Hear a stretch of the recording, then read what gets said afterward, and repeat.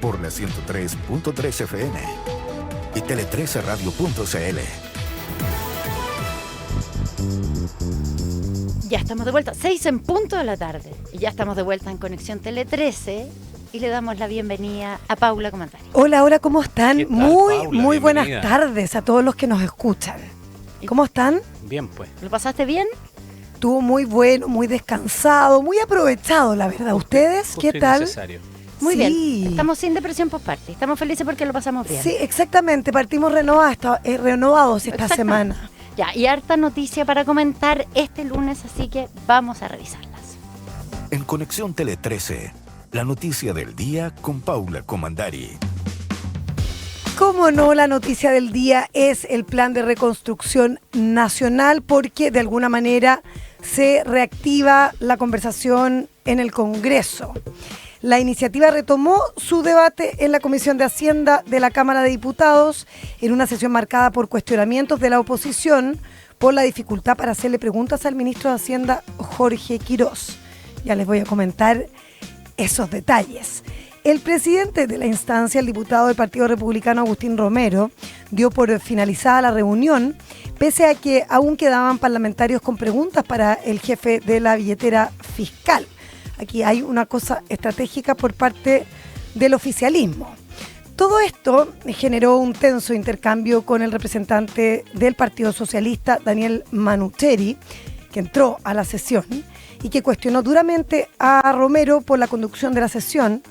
Obviamente el que preside la instancia arma un poco el teje-maneje de esa instancia y lo acusó que en 2 ocasiones no se le permitió intervenir. Manucheri calificó tanto a su par como a Quirós de dictadores. Yo llevo 2 sesiones solicitando la palabra para hacerle preguntas al ministro, preguntas que son importantes, que los chilenos tienen que saber si la deuda va a aumentar o no, que el ministro lo diga. Y el gobierno, en un proyecto que no se ha escuchado a los expertos, que no se le ha permitido a todos los parlamentarios hablar en este espacio democrático, quiere votarlo, con efectos que van a ir por 25 años. Este es un gobierno que es poco serio y que lo que nosotros vemos finalmente es una práctica poco democrática, en donde el ministro, en vez de querer responder las preguntas, arranca. Anda como liviano el titular de Hacienda, o por lo menos eso quiere.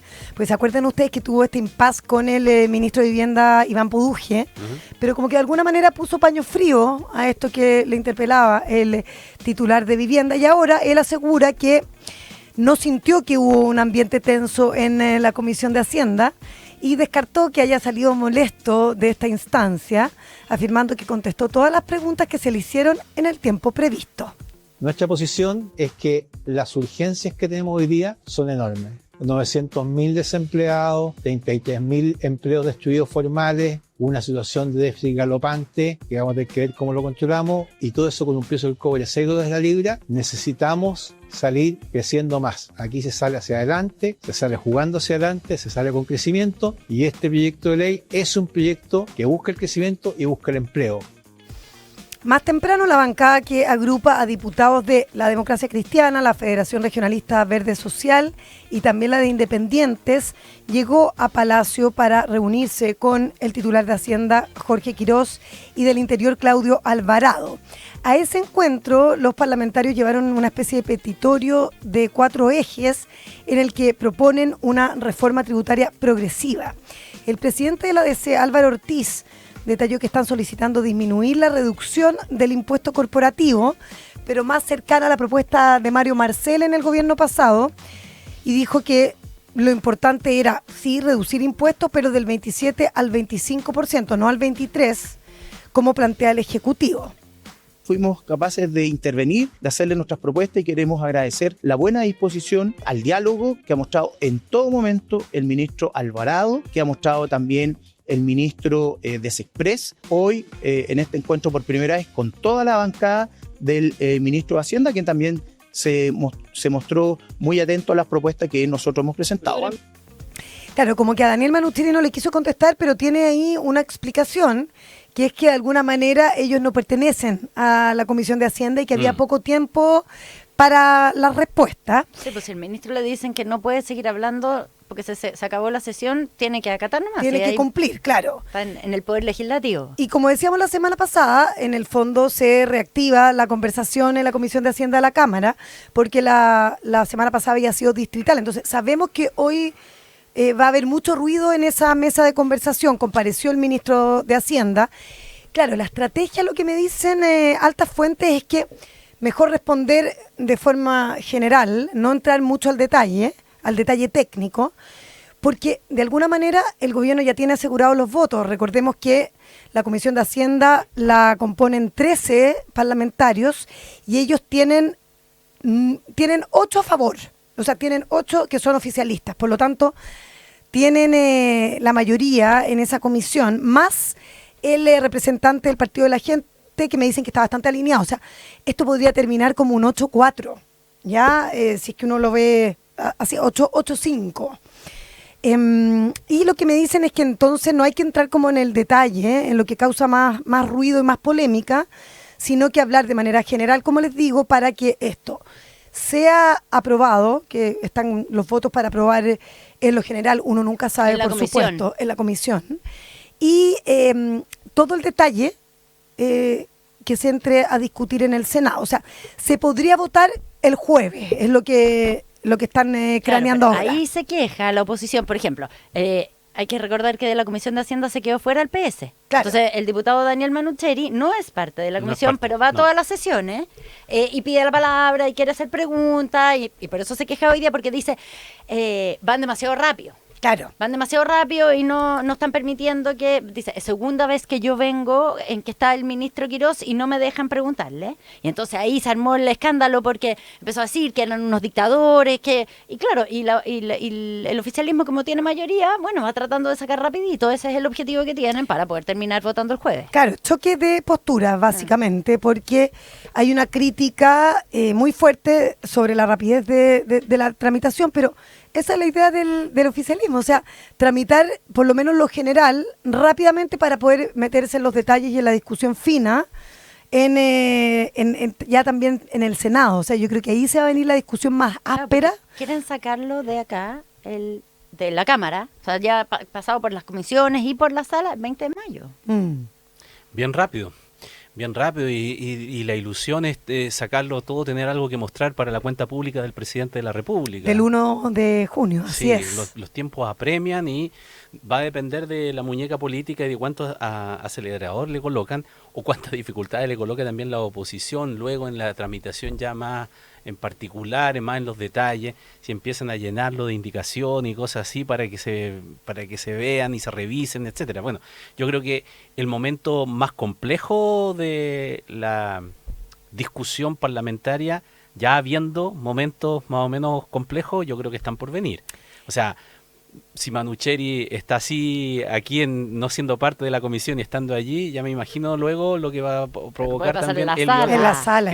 Claro. Ahora, complejos momentos se avecinan y muy luego, porque ahora va a exponer el director del Servicio de Impuestos Internos, Jorge Trujillo, en la comisión, por el tema, básicamente el que más suena, el tema de contribuciones, es como un punto bien sensible. Los alcaldes están bastante Están indignados, sí, porque claro, parte de la recaudación de los municipios viene por esa vía, por vía de las contribuciones, y es un flanco bien importante en el manejo de este proyecto, porque claro, hay una buena parte del ciudadano a pie que está exento de pago de contribuciones porque sus viviendas no pagan. Entonces, claro, hay cómo hacer la lectura de que si bien puede ser justo, esto sí beneficiaría a los más ricos. Y lo más complejo creo que se viene mañana, porque a las 10:30 expone el Consejo Fiscal Autónomo, que viene su presidenta Paula Benavides, y ese sí que es un escenario bien complejo para el gobierno, porque ya lo que me dicen fuentes del organismo es que ellos proyectan esta comisión, que además es autónoma, o sea, se supone que no es política, que este proyecto es deficitario para Chile, para el Estado, al menos hasta el año 2030.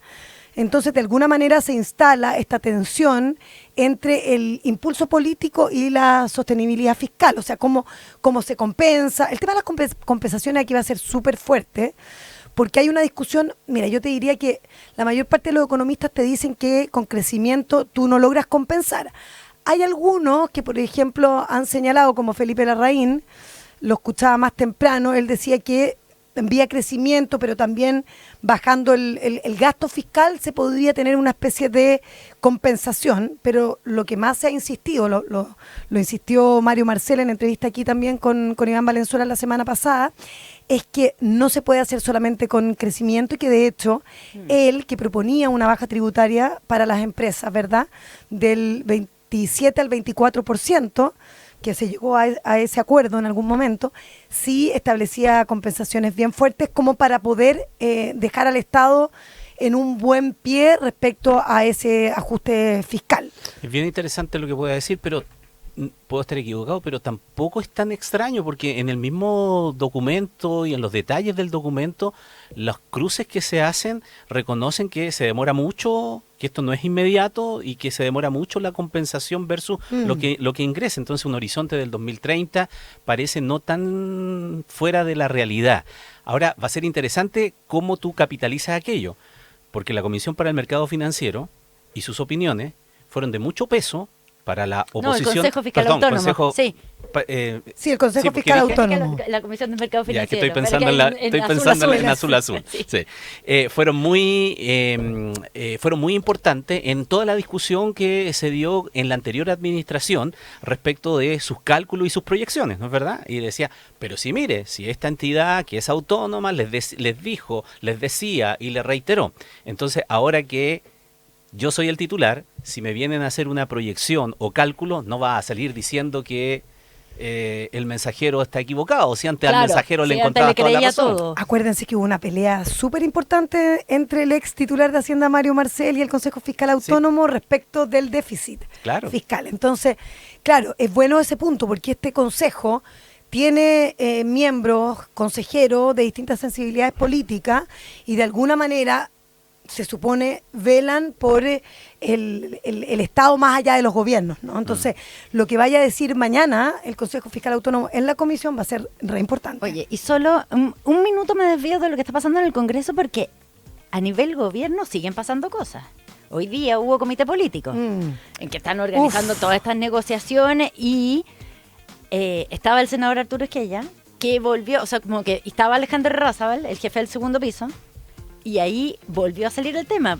Trae la tercera una crónica que está bien buena. Está bien buena, sí. Sí, en que cuenta, es una crónica de Rocío Latorre, Cristóbal Fuente y Paula Catena, en que cuentan que empieza así. No vamos a hablar del problema en la habitación, dice el presidente del Partido Republicano, Arturo Esquella, en alusión a bien toda la protagónico, disputa. Arturo Esquella. Sí, pero además bien, no, como sin eufemismo. Bien punzante. Dijo, pongamos ahí un elefante en la habitación, Claro. hablemos de eso. Y como que hubo un intercambio entre Alejandro Razabal y Arturo Esquella, precisamente, que decía, el que no esté acá para sumar, o sea, el que esté para causar problemas, mejor se va. Oye, sí, súper duro. Dijo Arturo Ahí Esquella, va. según esta crónica de la tercera. Y durante el fin de semana también fue súper tema quién manda, ¿no? O sea, mucho foco en Alejandro Razabal, pero también venía una crónica importante en la tercera respecto del poder de Claudio Alvarado y también cómo el presidente está blindándolo, de que es él el que tiene que hacer el tejemaneje parlamentario. Claro, a nivel gobierno, entre los ministros, los gabinetes, pero bueno, pero sigue habiendo ahí harta tensión, al mismo tiempo que en el Congreso se está viendo este proyecto que, bueno, es el gran proyecto de este gobierno. Y que vamos a seguir hablando por harto tiempo, Proyecto Yo. Conexión Tele 13.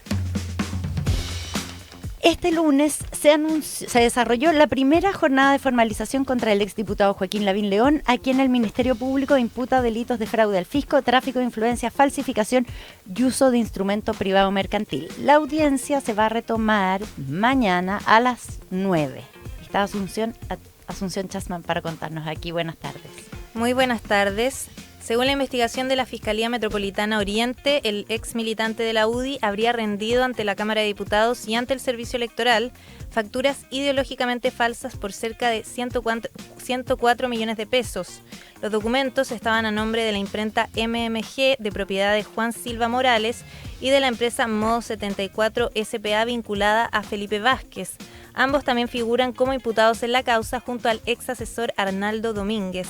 Se espera que mañana el Ministerio Público exponga los antecedentes de las medidas cautelares, donde van a solicitar la prisión preventiva para el exdiputado, mientras que el abogado del ex UDI, Cristóbal Bonasic, calificó la causa como una investigación sesgada y afirmó que cuentan con una sólida defensa.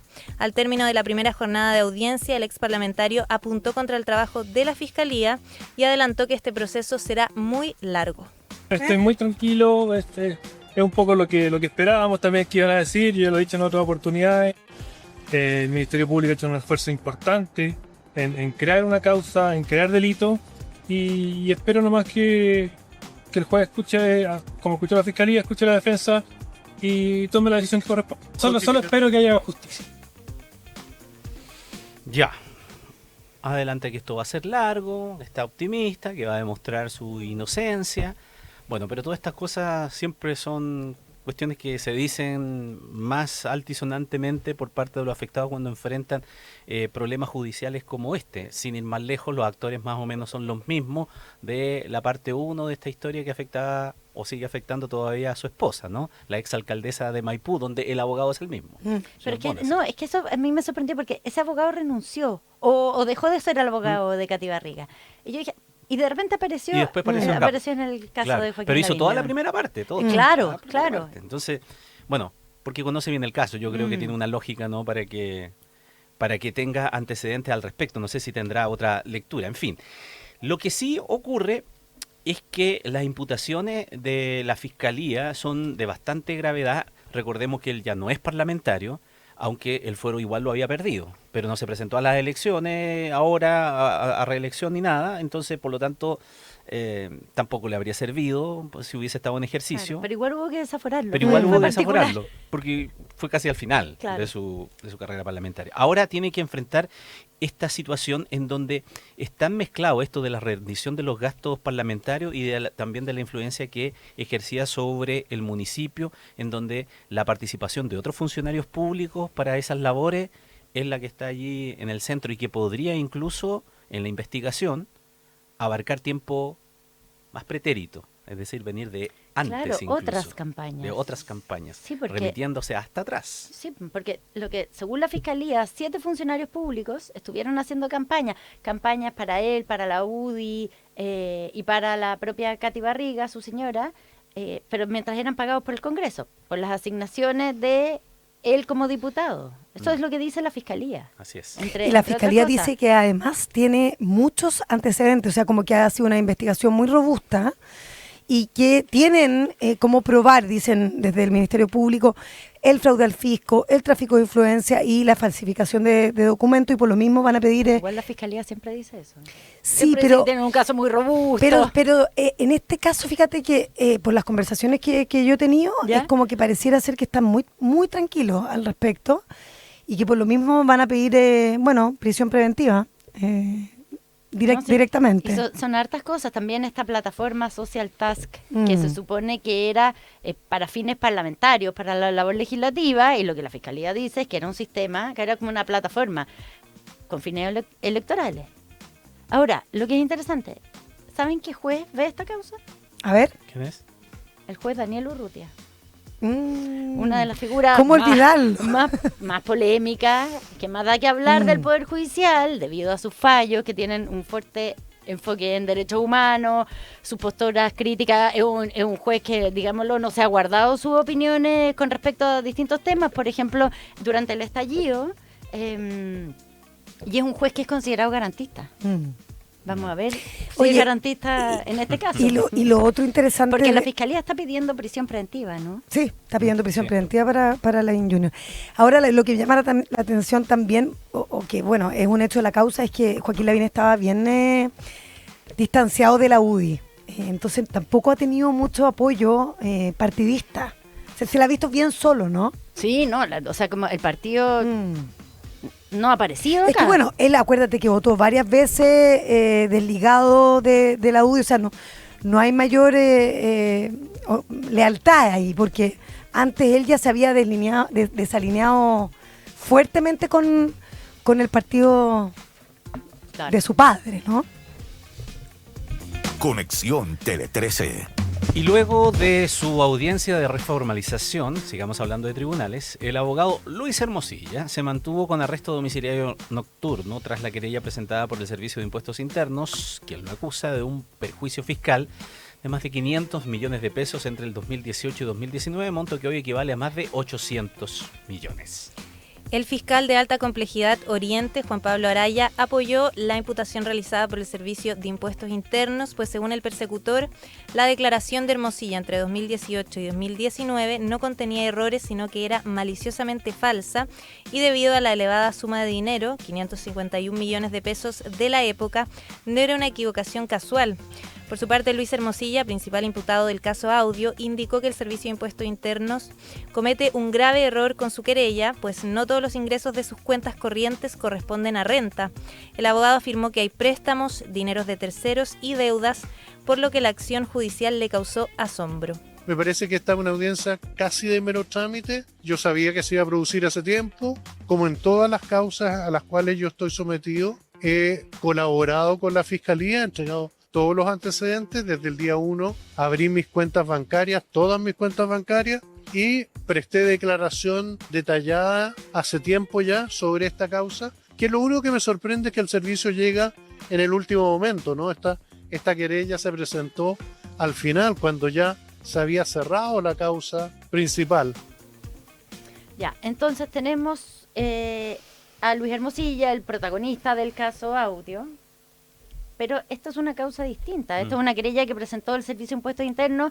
Tributos. Claro, no tiene que ver con lo del caso Audio, sino que dice que en 2018 Hermosilla habría recibido ingresos por cerca de 471 millones y declaró 211, lo que, claro, no se puede atribuir a un error. En 2019 habría registrado 532 millones de ingresos y declaró 306. Y entonces por eso dice el perjuicio fiscal alcanzaría a los 551 millones. Y entonces por eso se hace esta reformalización, porque es otra razón, pero queda con la misma cautelar, que es detención nocturna y arraigo nacional. Claro. Arresto domiciliario nocturno y arraigo, claro. Pero bueno, se le acumula un delito muy distinto a lo que está en la causa madre. Claro. Y no es poca plata, porque actualizado a la fecha, esos 500 pasan a ser 800 millones. En fin. Así no es. Conexión Tele 13. Las oficinas del Centro Deportivo de Universidad de Chile y la residencia de Michael Clark fueron allanadas este lunes. En el marco de la investigación del caso Sartor, también se realizaron diligencias en 4 sociedades vinculadas al expresidente de Azul Azul. La Fiscalía Metropolitana Oriente lleva adelante las indagatorias a la Administradora General de Fondos Sartor AGF, meses después de que la Comisión para el Mercado Financiero multara a 8 de sus exdirectores por irregularidades financieras, incluido Michael Clark. El Ministerio Público estaría investigando el caso por negociación incompatible, administración desleal, fraude a la Ley de Mercado de Valores y omisión de oferta pública de adquisición de acciones. Además de la residencia de Clark y las oficinas de Azul Azul, ubicadas en el Complejo Deportivo Azul, fueron allanadas las dependencias de Buya S.p.A., Inversiones Antumalal, Romántico Viajero y Redwood Capital. Hemos estado de alguna manera abordando esta situación de manera tangencial, lo de la U, a propósito de la elección del nuevo rector o rectora de la Universidad de Chile. Hemos estado conversando aquí en los distintos programas con algunos de los que van a los candidatos, casi todos prácticamente. Sí, nos queda solo uno que ya viene. Y todos se han mostrado muy complicados por esta situación que de alguna manera involucra a la casa de estudio que presta el nombre y los emblemas de la Universidad de Chile al club deportivo y en este caso a quien está administrando en comodato, que es Azul Azul, y están muy complicados con ese tema. Lo han dicho anteriormente y yo creo que hoy día, luego de ver cómo la Policía de Investigaciones allanaba dependencia del Club Deportivo de la Universidad de Chile, deben haber estado más complicados muy todavía, contentos de que el nombre de la Universidad de Chile se mezcle en causas judiciales en donde ellos tienen poco o nulo control, dado que los representantes de la Universidad de Chile solo son 2 voces dentro de, no sé cuántos son, como 10. Son 13, creo. 13. Sí, 13 sí. Entonces, claro, pueden decir algo, pero en realidad no mucho. Y la situación es compleja porque Paula ha explicado si no me equivoco, varias veces lo que ha sucedido con Sartor, ¿no es verdad? Lo hemos tratado. Y respecto tantas de veces. cómo ha sido la sanción potente que ha dado, ahí sí, la Comisión para el Mercado Financiero, por eso como la Increíble. tenía en la Eso era- cabeza, ahí sí. me equivoqué. Súper ejemplificadora la Muy, sanción. Muy dura, pero la derivada futbolística que tiene, porque es una vuelta larga que sería muy difícil de Claro, porque explicar. Sartor era una gestora de inversiones. Exacto. Y lo que les dice la Comisión del Mercado Financiero es que usaron esas inversiones para beneficio propio, entre ellos la compra de Universidad de Chile. Y otras cosas, pero entre ellas Universidad de Chile.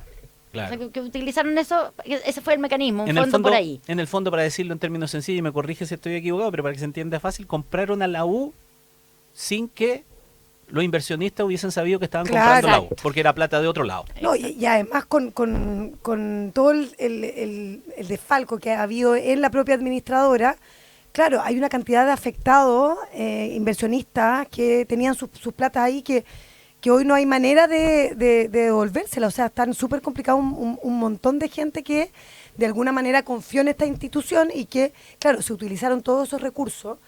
Y al parecer, bueno, lo que han insistido varios directores además es que esto además es parte de la presidencia de los que administraban y que los directores no supieron. Pero la Comisión para el Mercado Financiero llegó hasta los directores también. Así es, y por eso que lo sancionaron muy fuertemente.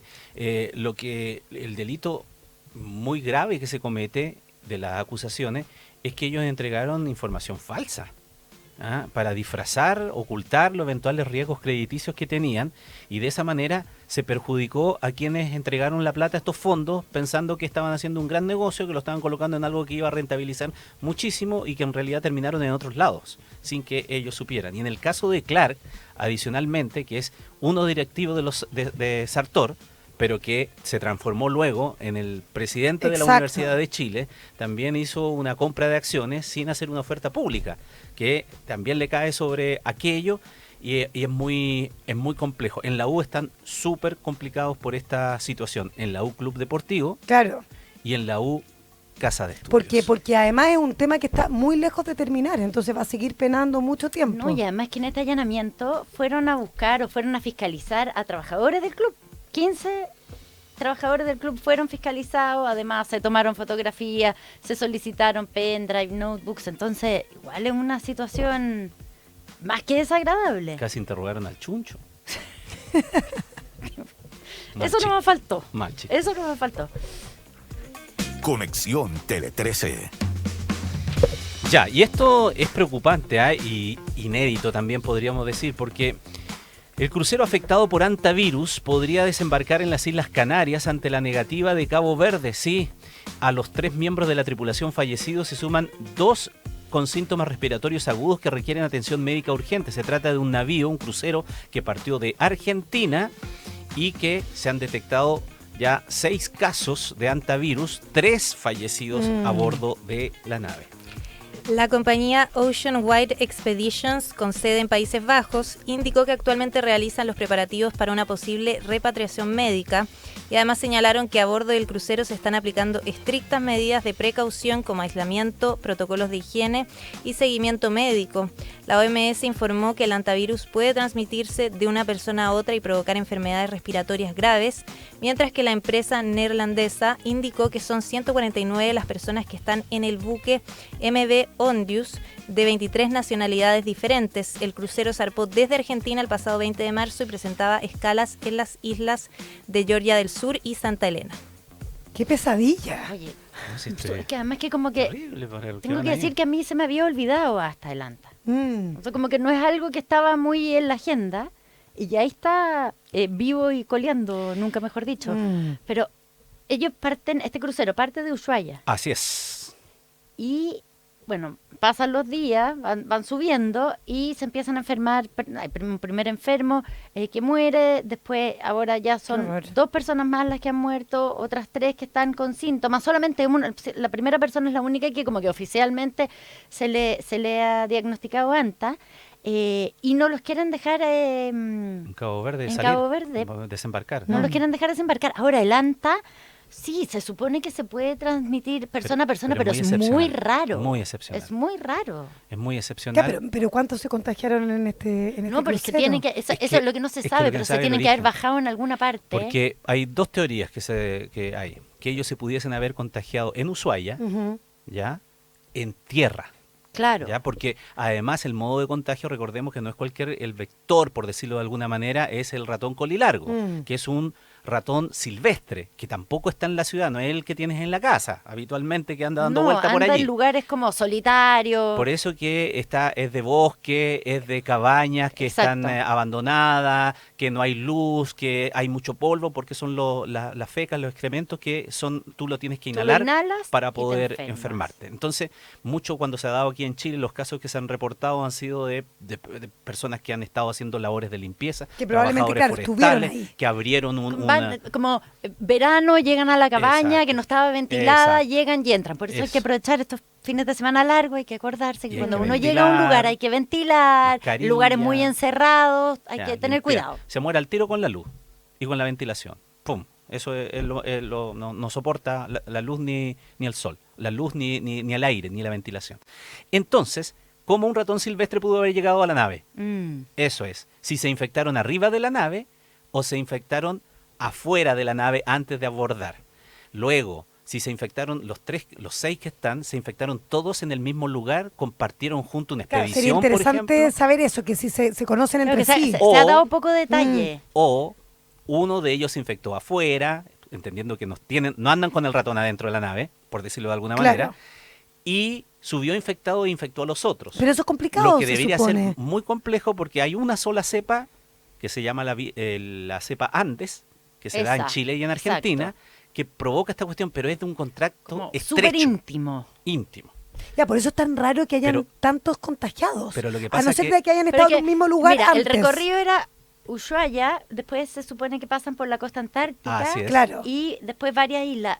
Se habla de que habría sido en la Antártica. Eso es lo que yo escuché, pero Puede ser, entonces hay muchas teorías.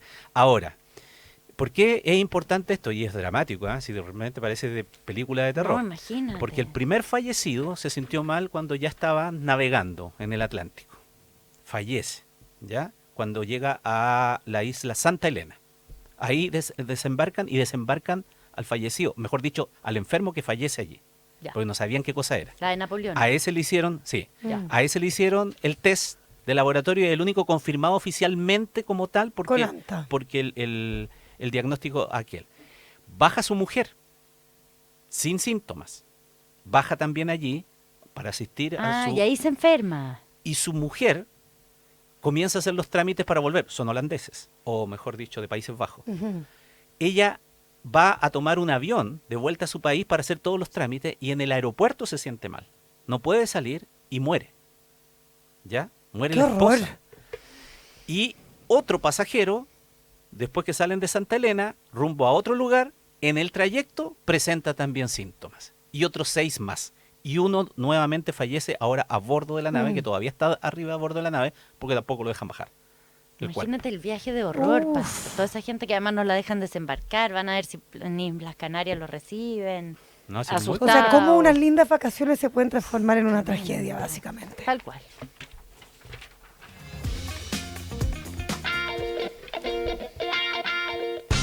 Como cada año, Arauco conserva